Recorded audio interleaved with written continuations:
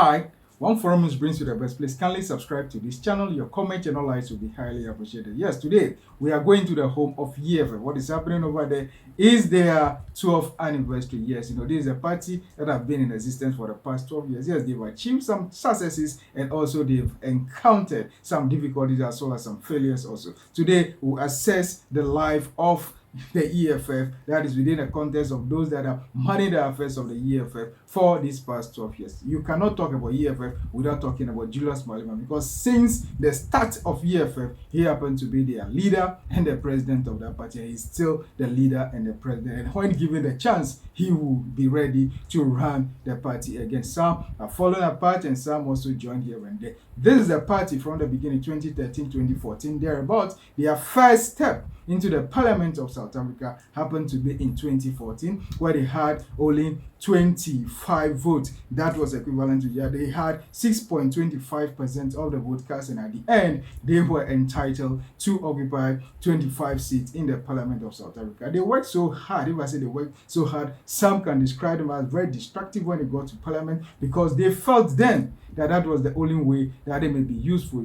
Plus or minus, that may play to their advantage, because when things were getting out of hand, at a point people started hearing about them. And though in the past, because of the civility, quote unquote, in the Parliament of South Africa, as well as the conduct of the brains that were there, when these young guys, youth exuberance, when they get everywhere that they get to, they want to be heard with their red apparel or overall, that they stepped into the Parliament of South Africa in 2014. A lot has changed, and even the youth have started following politics when it comes to parliamentary politics of South Africa.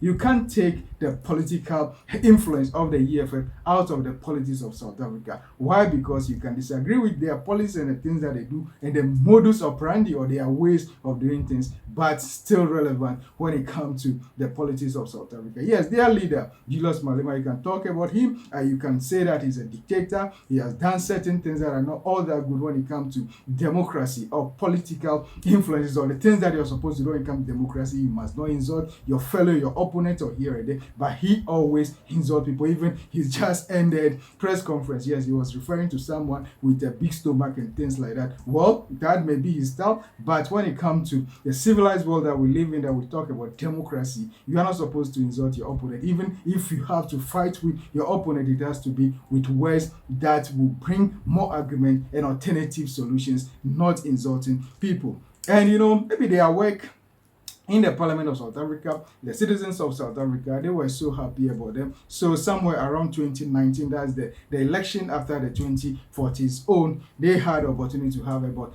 10.7% of the vote cast, and at the end, they had 44 seats in the Parliament of South Africa. They used that 44 seats very well. They represented in all manner of committees, judiciary committee and things like that, disciplinary committees, and all over the place, finance and things like that. They made very impactful influence when it comes to the South African politics and the governance of South Africa. They lay all manner of bills as well as motions in the Parliament of South Africa. You can't talk without talking about what they did in 2018 when they tabled something that we call the review of the Constitution of South Africa. Yes, that's something that they've been fighting for all over the place, because they assume, or they are alleging, that the Constitution, once there is a need for changes to take place, there is a need for the Constitution also to change. Yes, that one all over the world it is done. Why? Because when the thing was created, the Constitution was created some years back.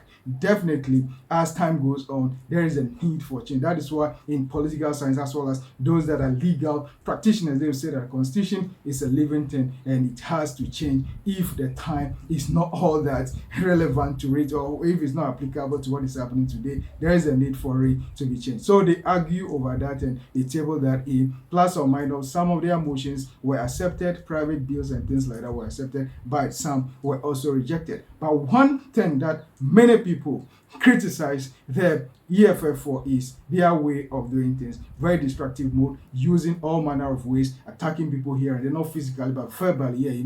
Most often they are not. Their leader normally have what we call in political parlance as verbal diarrhea.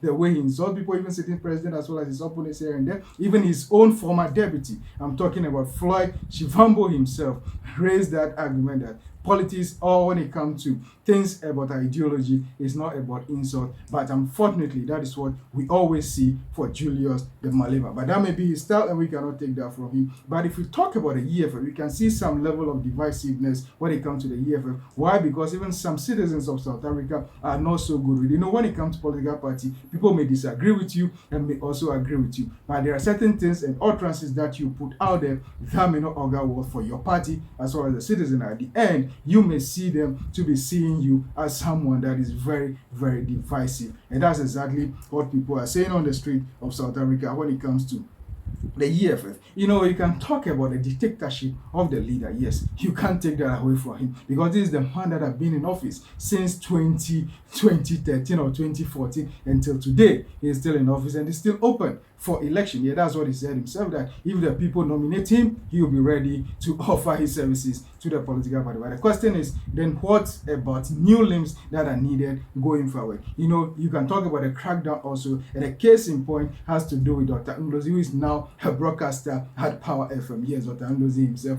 as a result of one thing or the other of betrayal, quote unquote, certain things that they tag the leaders or the leadership tag as betrayal, they have to elbow him out, and he's no more a member of the party. When you talk about betrayal, it's something that is very unique in politics. You can't take politics, or you cannot divorce betrayal from politics, because today I may believe in you and tomorrow I may not believe in you. Just because when it comes to issues about politics, you may have friends, even people that you trust in, but tomorrow they are not the people that are going to be with you, because there is this statement that there must not be anything that we call permanent interest. And when it comes to politics, there is nothing like permanent friends, but permanent interest. Yes, when it comes to the interest about politics, it's always permanent. If your interest is this, irrespective of what, if you want to step on toes to be able to achieve that, that is what you would definitely do when it comes to your future about politics. They are still relevant here. You can't take them out. Though something that happens, some level of tsunami, they may prefer to call it that just some small wave, but we tag it as tsunami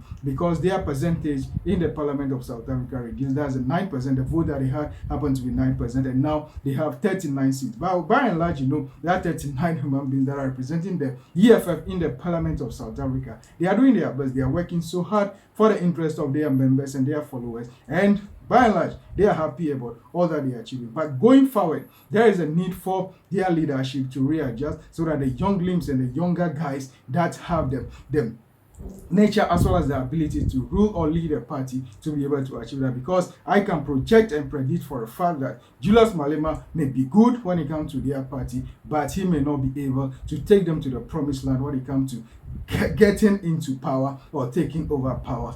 He may not be able to lead them to that level. He may be the one, the Messiah, that may be able to take them to where they've gotten to now, but the promised land may elude them if they keep on maintaining just Julius the Malema, because his interest when it comes to things about politics and principles are not all that good for his people, and his style of leadership also, even those that are around him, definitely not all of them may be in his favor. So if they want to take a step forward in order to build on when it comes to even the local level election in 2026, they have to put certain measures in place, and there must be a change in style when it comes to their rulership, when it comes to the EFF as a party. We can only wish them well. The 12th anniversary is great, but we wish them well. Let them put things in place so that they can be able to move forward, not be contented with where they are now. They may be able to say that they are established, but it's not only about being established, but there is a need for you to move on, because when it comes to political parties, as we political scientists, what we always say is every political party, the main aim and objective is to capture power. That should be their target. But Julius Malema himself may not be able to